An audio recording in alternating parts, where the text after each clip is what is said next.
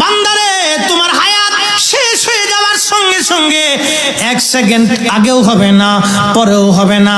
নবীজি এই গাছের পাতায় পাতায় প্রত্যেকটা আদম সন্তানের নাম লেখা আছে। নবীজি কখন জন্ম নেবে, কখন মৃত্যু হবে, কোন হালতে, চিরাকের নিচে, সাপের কামড়ে, গাড়ির নিচে পড়ে, অথবা জ্বরে আক্রান্ত হয়ে, অথবা মহামারীতে আক্রান্ত হয়ে হার্ট স্ট্রোক করে, ব্রেন স্ট্রোক করে, এবার অথবা উচ্চ রক্তচাপে কে কোন ভাবে মারা যাবে, হুজুর ওই পাতার মধ্যে লেখা আছে। কোন দিন, কোন সময়, কয় মিনিট, কয় সেকেন্ড, কয় ঘন্টায়, কোন মুহূর্তে, কোন আলোতে মারা যাবে, পাতার মধ্যে লেখা।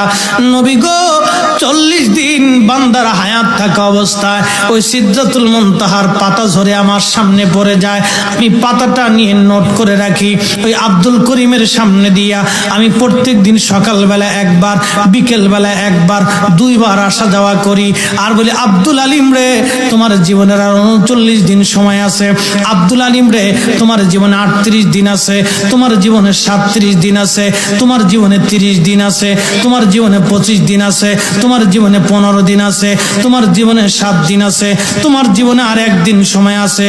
হুজুর, যার তওবা করার সে তওবা করে নেয়, তার বুলন্দ নসিব। যার বদনসিব সে তওবা করার সুযোগ পায় না। এই জন্য আপনাদেরকে বলে যাই, প্রত্যেক দিন আল্লাহর দরবারে হাত তুলে নামাজের পরে দোয়া করবেন, ইয়া রব আমার ভুল হয়ে গেছে, আপনি মাফ করে দেন। রব্বানা যালামনা আনফুসানা ওয়া ইল্লাম তাগফির লানা ওয়া তারহামনা লানাকুনান্না মিনাল খাসিরিন।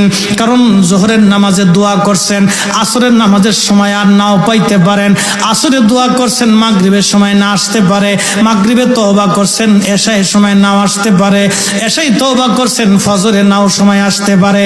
এই জন্য 5 ওয়াক্ত নামাজের পরে হাত তুলে ওই মালিকের দরবারে ক্ষমা চাবেন, আল্লাহ আমার ভুল হয়ে গেছে, আপনি মাফ করে দেন।